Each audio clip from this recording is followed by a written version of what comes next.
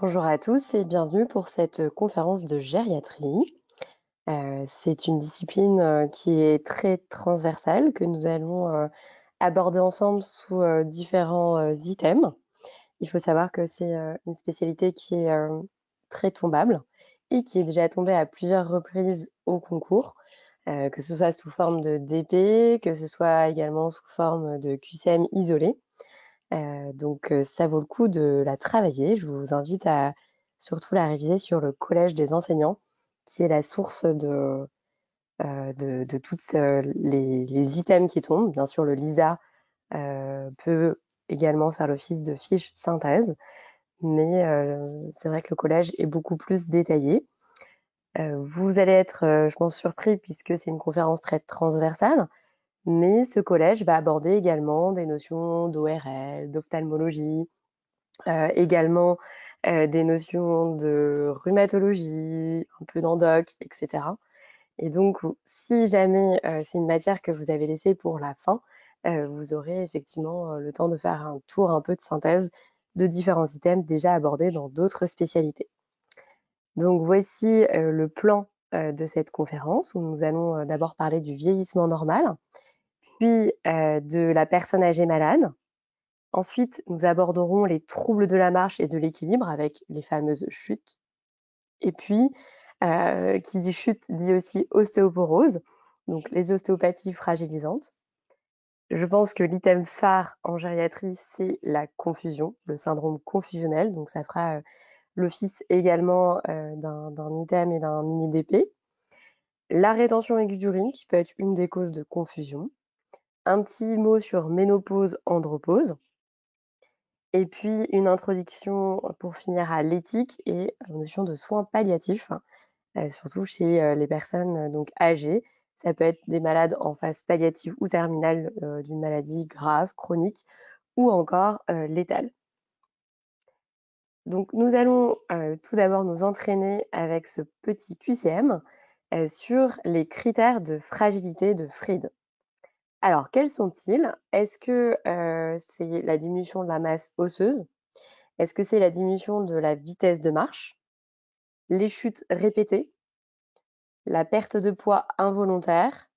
Ou les troubles cognitifs? Je vous laisse un petit moment pour réfléchir à cette question, en sachant que vous devez connaître par cœur ces critères de Fried et c'est déjà tombé, à plusieurs, reprises.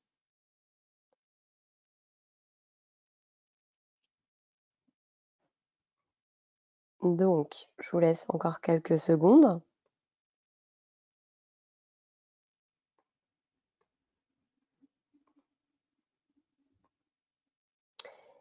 et c'était bien la diminution de la vitesse de marche et la perte de poids involontaire. Alors petite question, c'est quoi qui marque le plus la fragilité pour, quand on parle de critères de Fried, qu'est-ce qui vraiment est le critère qui marque le plus la fragilité et qui prédit un peu la malheureusement la à elle seule la mortalité? Donc c'est bien la diminution de la vitesse de marche. Alors on parle de seuil inférieur à 0,8 mètres par seconde, c'est ce qui marque le plus la fragilité. La diminution de la masse osseuse, non, ce sera pour l'ostéoporose, mais ce n'est pas un critère de Fried. Les chutes répétées, alors on parle de chutes répétées quand il y a au moins 2 chutes, dans la dernière année. Mais pour autant, ce n'est pas dans les critères de fragilité. Et puis la perte de poids involontaire, ça oui, et les troubles cognitifs, non. Donc pour rappel, les critères de fragilité, ils sont importants à connaître parce qu'en fait, ils peuvent être réversibles et vous pouvez, vous, en tant que médecin, avoir un rôle à jouer là-dedans, à essayer de contrer un peu tous ces effets, pour éviter, que le patient se retrouve justement avec des conséquences telles que, la chute qui peut entraîner, des fractures, ou alors tout un tas de complications qui peuvent amener à une hospitalisation, une mise en institution. C'est ça les critères de fragilité. C'est que c'est réversible et on peut, bien sûr avoir un impact dessus. Donc on a la perte de poids. On fait un check-up en fait au cours des 12 derniers mois et il faut que ce soit bien sûr une perte non intentionnelle, hein, pas un régime ou quelque chose de particulier et on dit de plus de 4,5 kilogrammes ou 5 du poids du corps, donc dans la dernière année. Alors la fatigue, ça, c'est plutôt subjectif, mais effectivement, c'est un des critères. Ça va être des gens qui vraiment, n'arrivent plus à dans leur quotidien, à faire les activités, habituelles. Ils se sentent fatigués, il y a cette asthénie qui est permanente. Ensuite, donc l'activité physique. Alors l'activité physique, c'est pas forcément aller, faire un marathon. Ça peut être juste des activités aussi du quotidien, du jardinage, éventuellement quelqu'un qui avait l'habitude de marcher pour faire ses courses ou de prendre son vélo pour se déplacer. Et on pourra bien sûr, calculer la consommation énergétique, mais ça, c'est un peu plus complexe et en général, c'est stratifié, sur, le sexe. La vitesse de marche, j'en ai déjà parlé, c'est vraiment important. Alors c'est vrai qu'en vieillissant, on y reviendra, dans la suite de cette conférence, en vieillissant, on peut avoir cette diminution de la vitesse de marche, mais à partir d'un certain moment, c'est considéré comme un critère de fragilité. Alors, pas forcément besoin de faire marcher en consultation. Déjà, quand le patient il va se lever, il va marcher entre la salle de consulte et le couloir ou même dans les couloirs à l'hôpital, vous allez bien voir comment il se déplace. Est-ce qu'il a besoin d'aide? Est-ce qu'il met du temps? Etc. Et puis, la force de préhension, alors ça se fait, grâce, au hand grip test. On peut tester effectivement au niveau de la main, la préhension et ce sera stratifié en fonction du sexe et aussi, de l'IMC.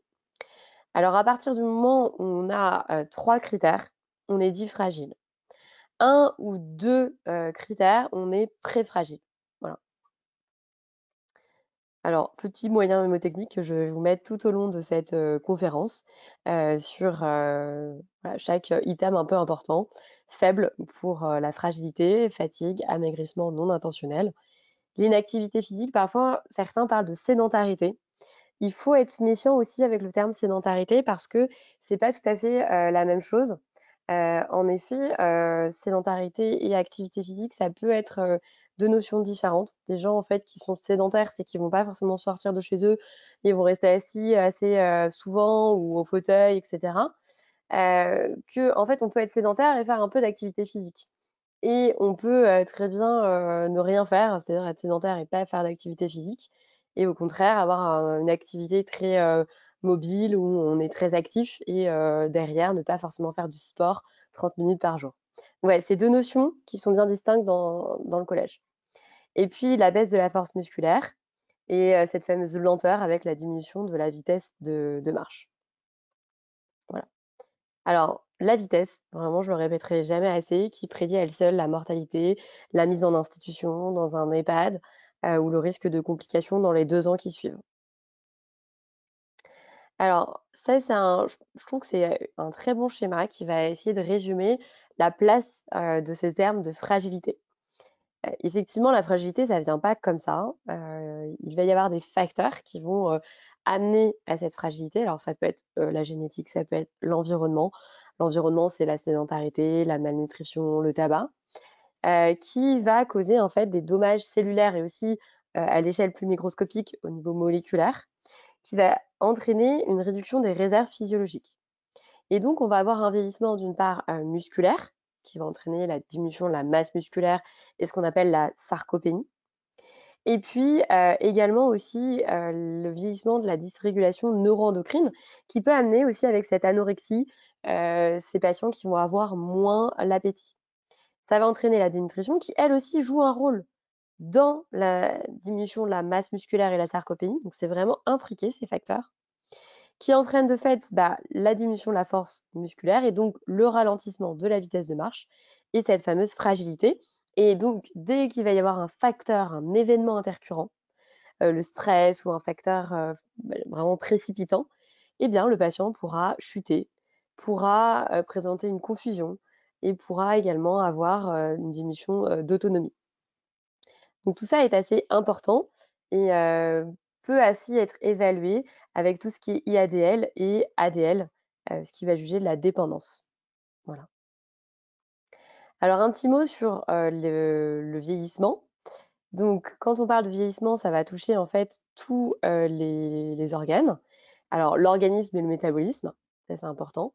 Donc on pourra retrouver la diminution de la masse maigre, c'est-à-dire la masse, musculaire, ce qu'on appelle la sarcopénie. Diminution, de cette masse maigre qui s'associe à l'augmentation de la masse grasse et c'est souvent au niveau abdominal, au niveau viscéral.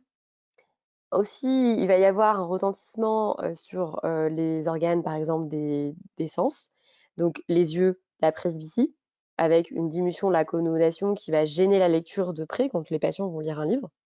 La cataracte, là, c'est plutôt un retentissement au début sur la vision, de loin, le cristallin qui peut s'opacifier. La presbyacosie pour les oreilles, avec une diminution progressive de l'audition, qui porte principalement sur les sons aigus. Ensuite, un retentissement sur la peau et les fanères. On sait qu'on va avoir, les cheveux qui poussent moins vite, les cheveux qui grisonnent parce qu'il va y avoir moins de mélanocytes, au niveau, du cuir chevelu.